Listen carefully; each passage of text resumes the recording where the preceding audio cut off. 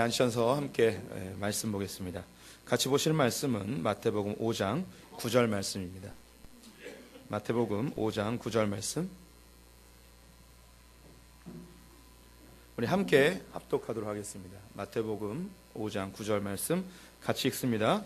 화평하게 하는 자는 복이 있나니 그들이 하나님의 아들이라 일컬음을 받을 것이며. 한 번 더 읽겠습니다. 화평하게 하는 자는 복이 있나니 그들이 하나님의 아들이라 일컬음을 받을 것이며. 아멘. 우리 성도님들은 가장 아름다운 여성이 물을 가져오는 모습을 보셨습니다.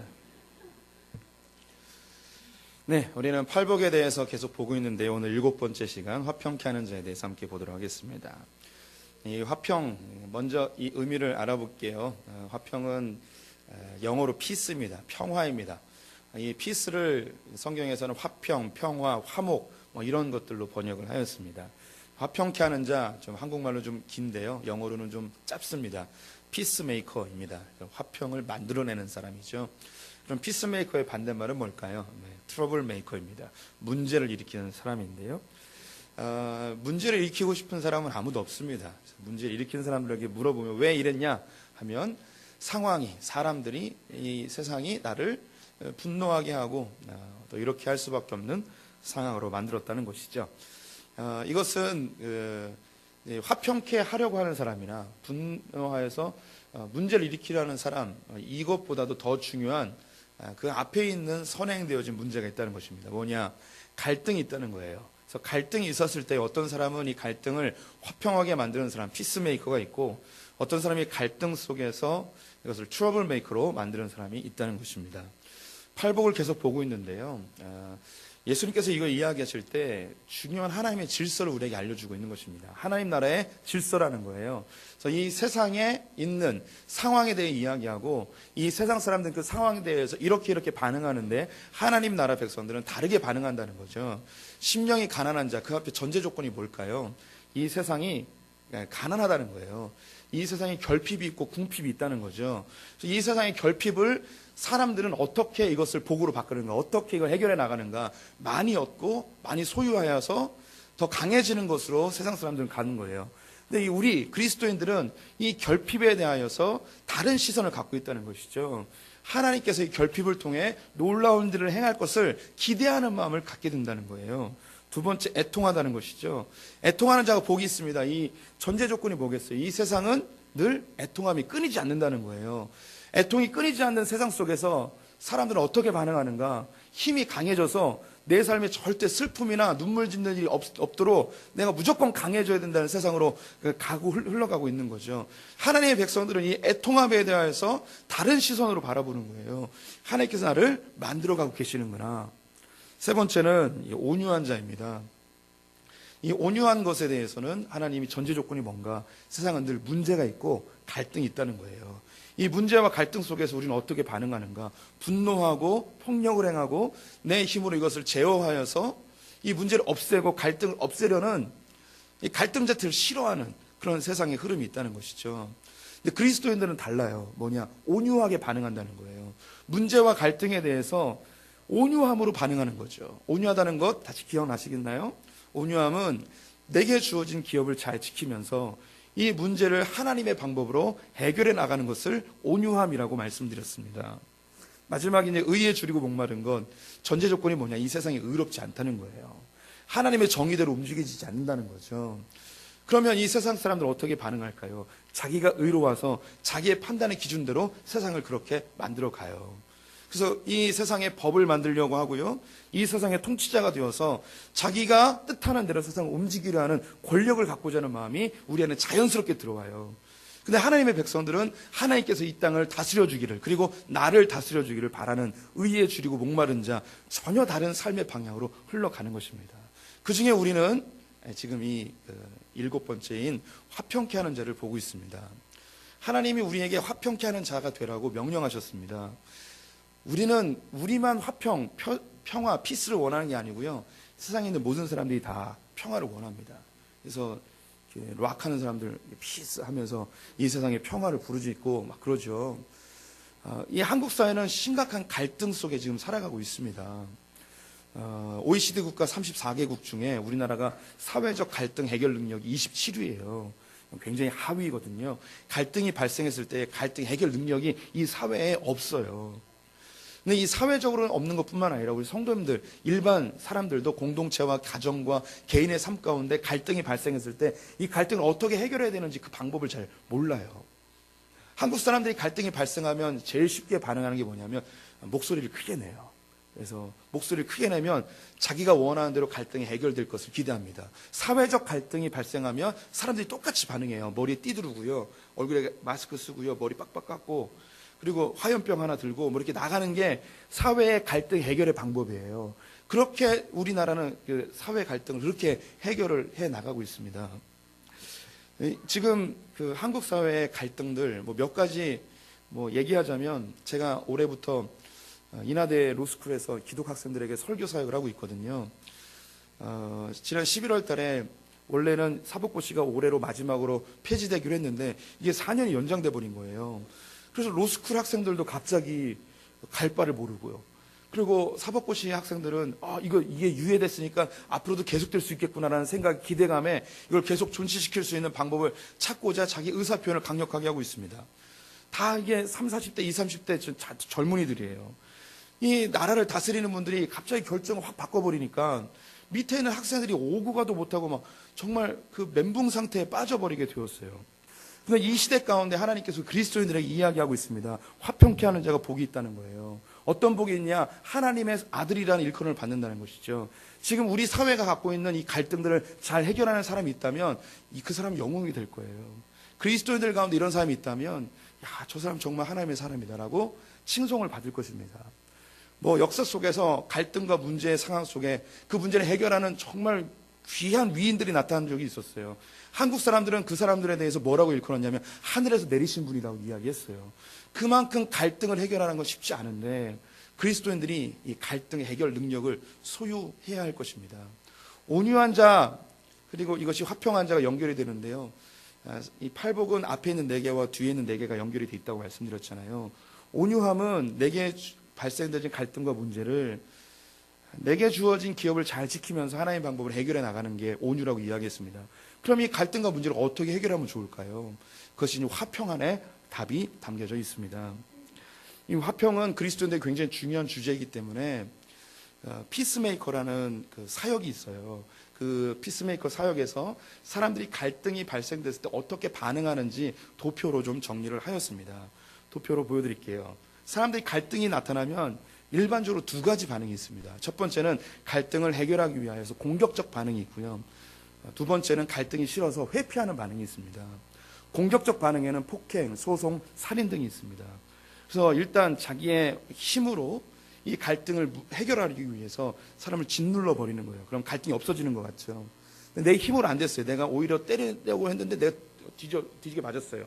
그럼 그 다음에 이제 소송을 하는 거예요. 문제를 해결하기 위해서. 그 다음에 문제를 해결했는데 법적으로도 해결이 안 됐어요. 그 다음에 이게 너무 열받으니까 어떻게 하느냐? 그 상대방을 죽여버립니다. 그래서 화평을 이루기 위하여서 상대방을 죽이는 일을 서슴없이 자행하게 되는데요. 회피의 반응도 마찬가지예요. 갈등이 생기면 이건 문제 아니야. 문제될 게 없어. 라고 부정하거나 아니면 이 문제에서 내가 도망을 가버립니다. 도피, 마지막.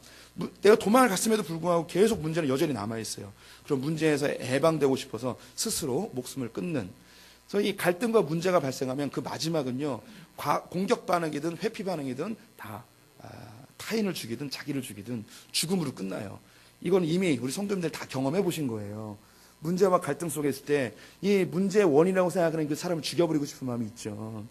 혹은 이 문제를 내가 해결하고 싶은데 도저히 해결이 안 돼요. 뭐 재정적인 문제나 뭐 직장의 문제나 사업의 문제나 해결하고 싶은데 안 되는 거죠. 그러면 내가 죽는 것으로 끝내버리자라고 반응이 가요.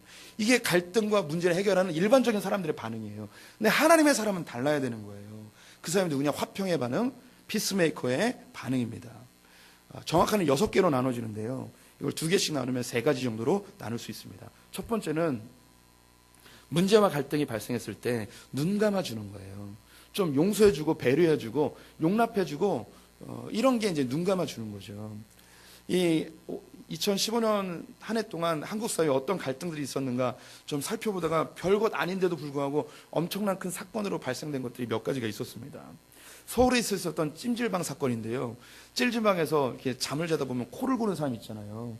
어떤 사람이 심하게 코를 곤 거예요. 그래서 거기서 참다 못한 어떤 한 사람이 그 사람을 깨워가지고 혼을 낸 거예요. 왜 이렇게 코를 고냐고. 근데 누가 코를 골고 싶어서 곱니까? 예, 이게 어쩔 수 없는 이게 생리적 반응이잖아요. 그래서 이 사람이 화를 냈어요.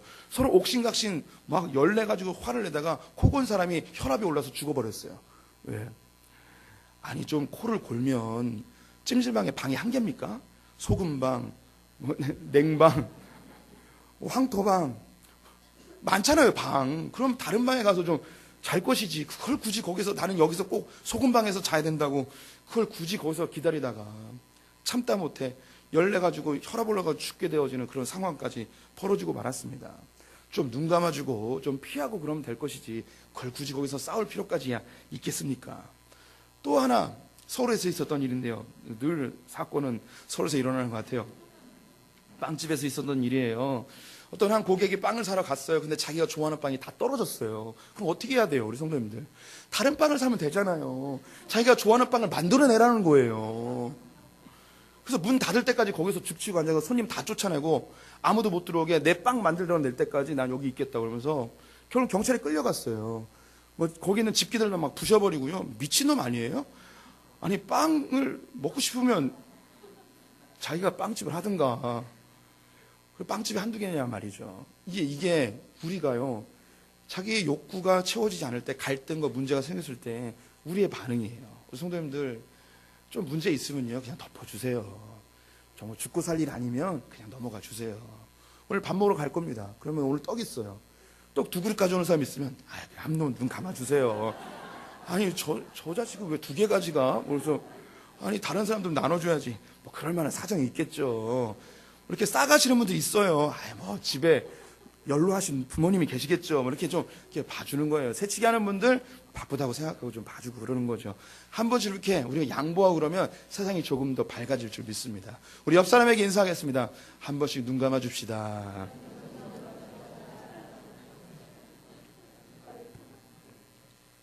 두 번째는요, 대화로 문제를 해결하는 거예요. 한국 사람들처럼 대화를 잘 못하는 사람이 없어요. 왜냐하면 예전부터 목소리 큰 놈이 이긴다는 우리가 암묵적인 교육을 받아가지고 일단 목소리 크게 내면 이긴다는 생각을 해요. 그리고 자기의 분노를 이렇게 흘려보내는 거죠. 한국 사람들 정말 욕 잘해요. 예, 저도요.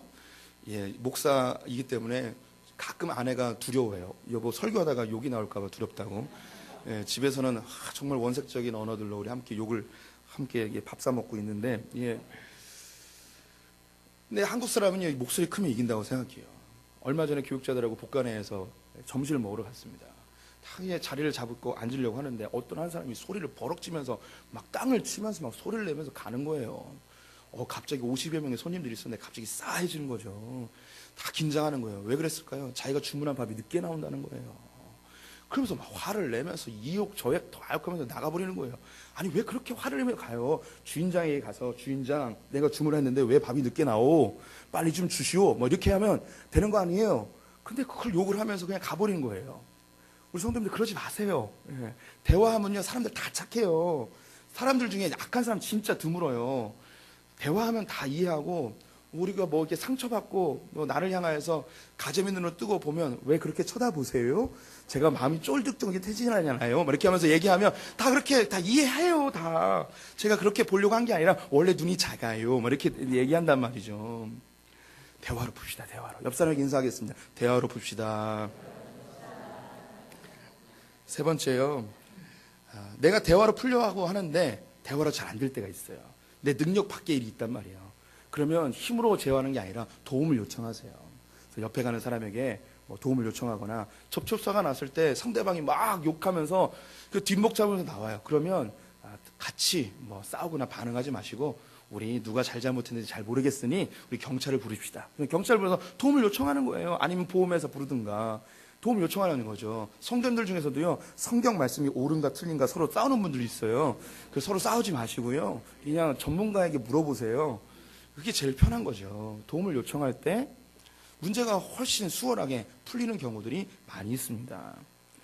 네, 예전에요. 그 길 가다가 하늘에 보면 밤에 별이 이게 반짝반짝 되잖아요. 너무 반짝이는 거예요. 어떤 사람은 저게 별이라는 거예요. 북극성이라는 거예요. 어떤 사람은 저거는 북극성이 아니라는 거죠. 저건 인공위성이라는 거예요. 둘이 막 엄청나게 피투하면서 싸우는 거예요. 어떻게 하면 좋을까요? 예. 천문대에다가 연락하면 되는 거예요. 그래서 가까운 114대가 가까운 천문대 좀 알려주세요. 그러면 전화하면 알려줘요. 제가 직접 경험한 거예요. 누가 했냐? 권혁선 목사님이 한 거예요. 이렇게. 전문가에게 물어보면 돼요. 그걸 뭘 굳이 그렇게 싸우고 그럽니까? 이게 이제 그리스도인들 안에서 있는 이제 화평케 하는 자의 방법입니다. 그래서 우리 성도님들은 우리가 죄성이 있기 때문에요. 두 가지 반응이에요. 좀 성향이 공격적인 분들은 공격 성향으로 나오고 좀 내성적인 분들은 이제 회피 반응으로 나오게 되어져요. 이건 정상적인 반응이 아닙니다. 하나님의 성품으로 나아가는 분들이 되셨으면 좋겠어요. 근데 우리가 이제 화평을 얻었어요. 문제를 해결했어요. 근데 여기서 끝나지 않아요. 왜 끝나지 않냐면 이 세상은 여전히 갈등 속에 있거든요. 그래서 예수님께서 우리를 부르실 때 화평케 하는 자로 부르셨습니다. 화평케 하는 자로 부르셨다는 건 뭐냐면 우리를 이 세상 가운데 보내시는 거예요. 너희가 화평의 방법을 배웠다면 이 세상에 나아가서 화평케 하는 자가 되어라. 예수님께서 이것을 모범을 보이셨거든요. 주님이 화평케 하신 장면 성경에 많이 있지만 에베소서 2장 14절과 15절 말씀을 같이 읽어보도록 하겠습니다. 그는 우리의 화평이신지라 둘로 하나를 만드사 원수된 것 곧 중간에 막힌 담을 자기 육체로 하시고 법조문으로 된 계명의 율법을 폐하셨으니 이는 이 둘로 자기 안에서 한 세 사람을 지어 화평하게 하시고. 예수님께서 우리로 화평을 이루게 하셨습니다. 어디에 문제가 있었는가? 어디에 갈등이 있었는가? 하나님과 우리 사이에 갈등이 있었어요. 이것을 해결하셨어요. 주님이 막힌 담을 헐어버리셨습니다. 막힌 담을 헐은 방법이 뭐냐면 예수님께서 자기의 육신을 십자가에 못 박혀 죽임으로 스스로 제물이 되셔서 이 관계를 회복해 주셨습니다. 그래서 중요한 사항이 나옵니다. 화평이 뭐냐? 화평은요, 관계의 회복이에요. 평화는 관계의 회복을 평화라고 이야기하는 거예요. 예수님께서 이 관계의 회복을 위하여 어떻게 하셨는가? 자기 몸을 죽여버렸어요. 이게 화평케 하는 방법입니다.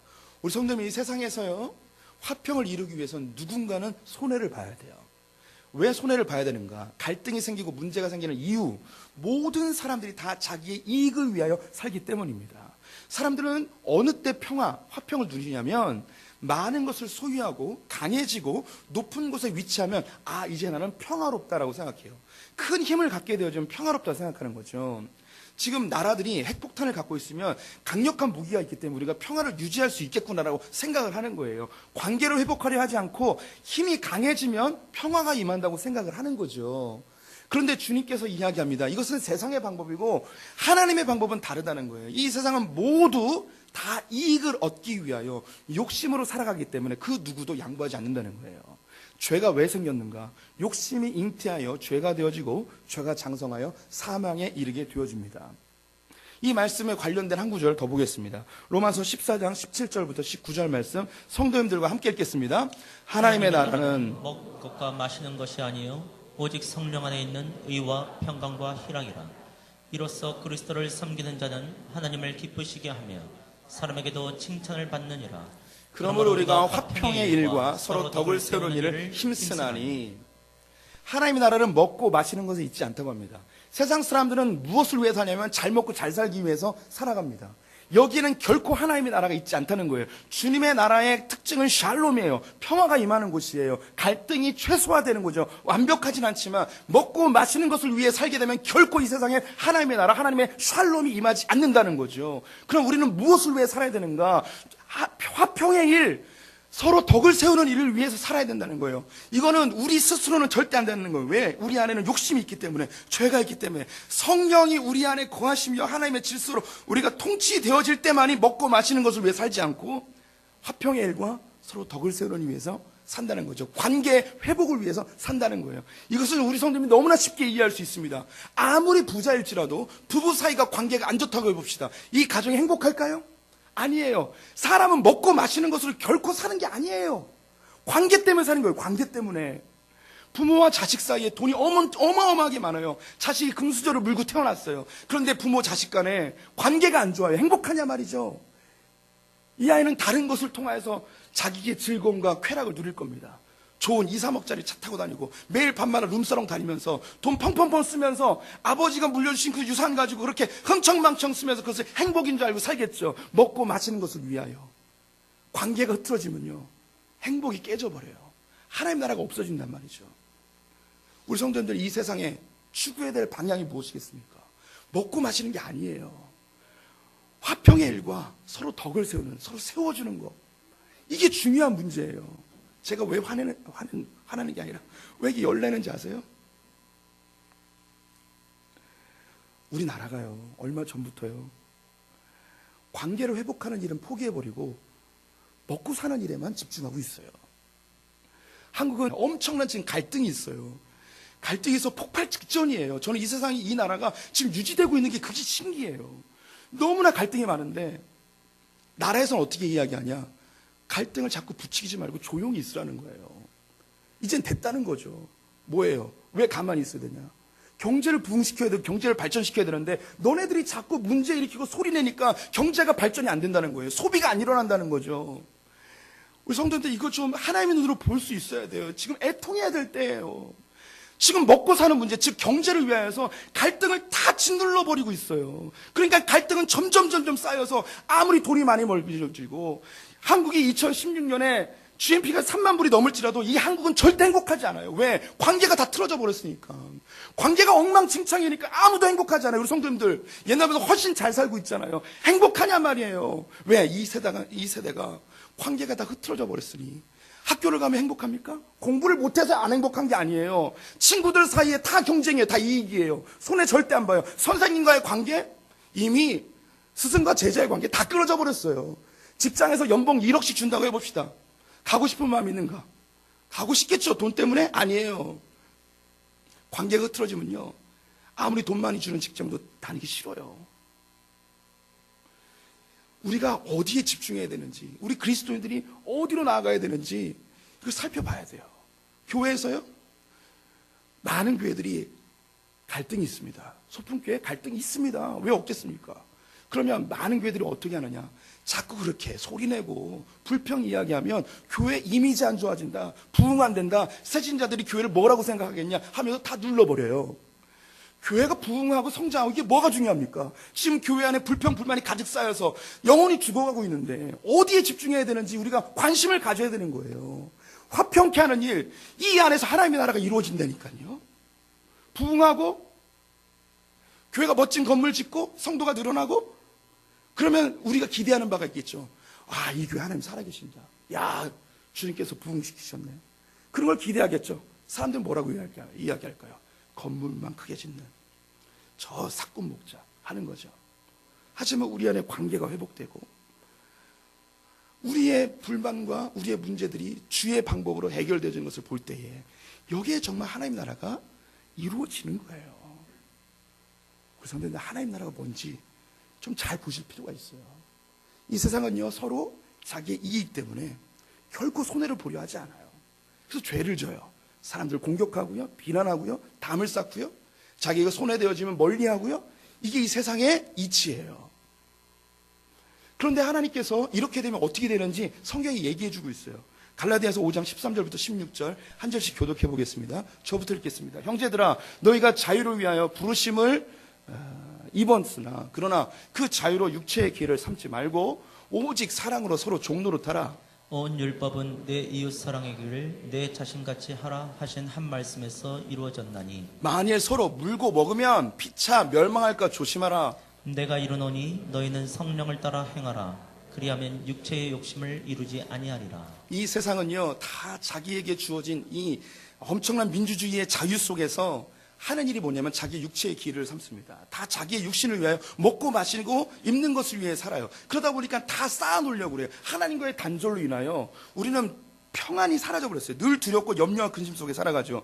이 염려와 근심 속에 살아가는 우리가 본능적으로 많은 것을 얻고 안전장치를 많이 얻으면 우리가 평안을 누릴 거라는 생각을 하면서 사람의 것을 어떻게든 빼앗고 내 것을 어떻게든 손해보지 않기 위한 그런 가치관으로 살아갑니다. 그러면 서로 어떻게 되는가? 물고 먹히는 사회가 돼요. 짐승 같은 사회가 되는 거예요. 그럼 결국 어떻게 되는가? 성경이 이야기합니다. 피차 모두가 다 공멸해버리는 거예요. 이게 요한계시록의 이야기예요.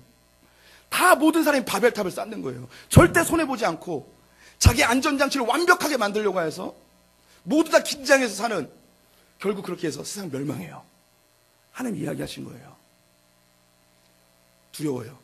한국 땅이 그렇게 될까봐. 초긴장 상태고, 이 갈등이 심각해지는, 점점점 골마가고 있는데 아무도 풀려하지 않아요. 관계가 회복돼야 돼요. 용서가 일어나야 돼요. 그러려면 어떻게 해야 되는가? 예수님이 하셨던 방법을 써야 돼요. 누군가는 손해봐야 돼요. 누군가는 이 먹고 먹히는 이 짐승 같은 세상 속에서 나를 먹어라, 나를 먹어서 너희들이 평안해졌으면 좋겠다 라고 이야기하는 누군가가 나타나야 돼요. 예수님 같은. 그게 우리 성도님들 한 분 한 분이 되었으면 좋겠어요. 자그마한 이익 때문에 긴장하지 마시고요, 한 번쯤 덮어주세요. 그리고 내가 굳이 성을 내거나 공격하여서 이기려 하지 마시고 한 번쯤 져주세요. 그냥 내 손해보는 것, 내가 그렇게 심각하게 죽고 사는 문제가 아니면 그래, 손해보기로 결정하고 이것이 하나님 나라를 만드는 방법이구나라고 생각하시면서 나갔으면 좋겠어요. 이 화평이라는 단어는요, 구약에 있는 제사의 언어를 그대로 쓰고 있어요. 구약은 5가지 제사가 있었습니다. 번제, 소제, 속죄제, 속건제, 화목제. 그 중에 바로 화목제, 이 화목제를 영어로 peace offering이라고 이야기해요. 똑같은 단어를 쓰고 있어요. peace라는. 이 4가지의 제사는요, 하나님께 드리는 것이 있고 제사장들에게 드리는 게 있어요. 근데 이 화목제만큼 좀 달라요. 하나님께 일부 드리고 제사장에게 일부 드리고 나머지는 예배를 드리러 온 그 사람들이 함께 나누며 잔치를 베풀어요. 그래서 화목제라고도 이야기하고 친교제라고도 이야기를 해요. 그래서 이 화목제의 특징이 뭐냐면 모든 사람이 다 기쁨을 누리는 거예요. 화목이 뭐냐면요, 모두가 좋은 게 기쁨이에요. 예수님이 화목제물로 우리에게 드려주셨습니다. 그래서 우리를 너무너무 보고 싶어 하셨던 그 하나님이 우리 사이에 있던 이 죄의 담이 무너짐으로 우리를 볼 수 있게 되셨어요. 우리는 하나님을 찾을 수도 없고 만날 수도 없는 존재였는데 이 죄의 담이 무너짐으로 우리가 하나님을 만나는 복을 누리게 되었습니다. 예수님께서는 자기에게 주신 그 십자가의 길을 완주하심으로 인해서 부활의 능력으로 하나님 보좌 우편에 앉으시면서 영광스러운 존재가 되셨습니다. 만왕의 왕이 되셨죠. 그래서 모두가 다 좋아졌어요. 하나로 인해서 예수님이 손해보기로, 상처받기로, 결정함으로 인해서 이 모든 게 다 화목하게 되어버렸어요. 소풍교회에서 화목하려면 누구만 죽으면 될까요? 왜 날 봐요? 왜 날 보냐고요?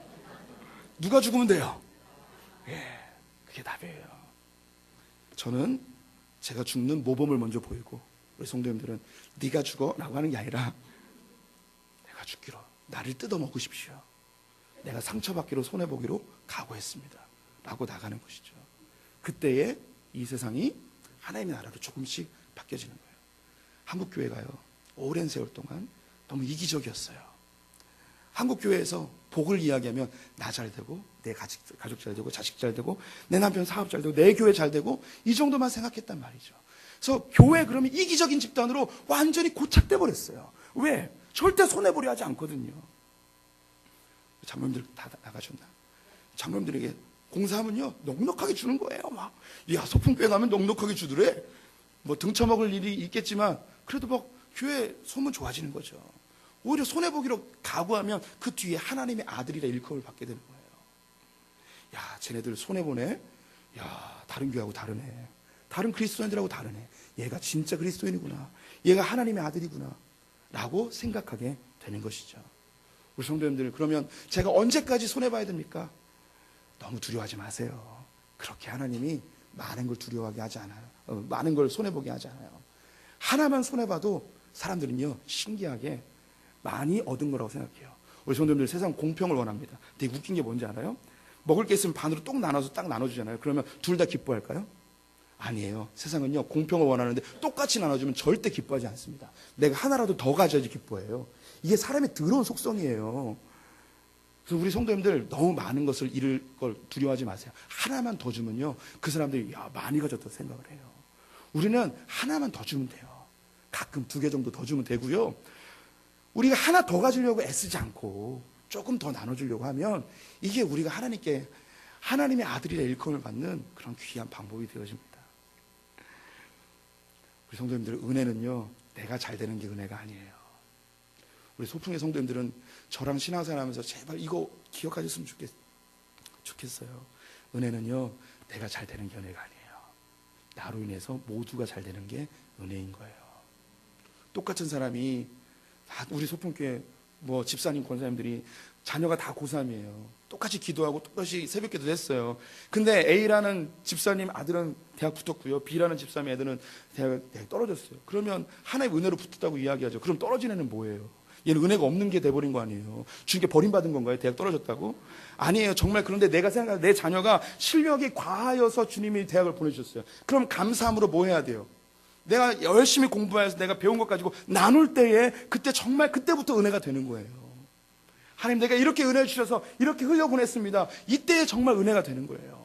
소품교회 늘 말하잖아요. 이거는 자격 없는 교회가 하나님의 놀라운 은혜를 받았어요. 이걸로 끝내야 될까요? 아니에요. 이건 은혜가 아니에요. 그냥 여기서 멈추면 은혜가 아니에요. 썩어버려요. 다 죽는 거예요. 흘려보내야 돼요. 그때에서야 비로소 내가 은혜 받았다 이야기한 게 아니라 그 은혜를 수혜받은 그 누구가 소품교회 정말 은혜 있다 라고 이야기할 때 이것이 완성이 되는 거죠. 마지막으로 한 구절만 더 읽겠습니다. 고린도전서 10장 31절부터 33절 같이 읽겠습니다. 그런즉 너희가 먹든지 마시든지 무엇을 하든지 다 하나님의 영광을 위하여 하라.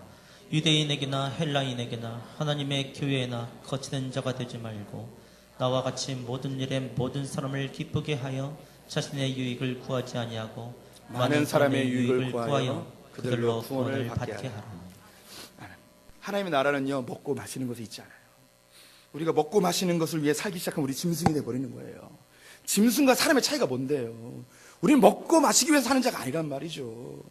우리 하나님 나라 영광을 위해서 사는 자들. 왜? 우리 하나님 형상대로 지음받은 자들이거든요. 존귀한 자이거든요. 짐승이 아니란 말이에요. 먹고 마시기 위해서 욕심 때문에 거치는 자, 트러블 메이커가 되지 말라는 거예요. 손해 안 보려고 어떻게든 하나 더 얻으려고 트러블 메이커가 되지 않고 우리는 사람을 살리는 자, 모든 사람을 될 수 있으며 많은 사람에게 유익을 베푸는 그런 사람, 피스메이커, 하나님의 사람들이 되시기를 축원드립니다. 기도하겠습니다. 하나님,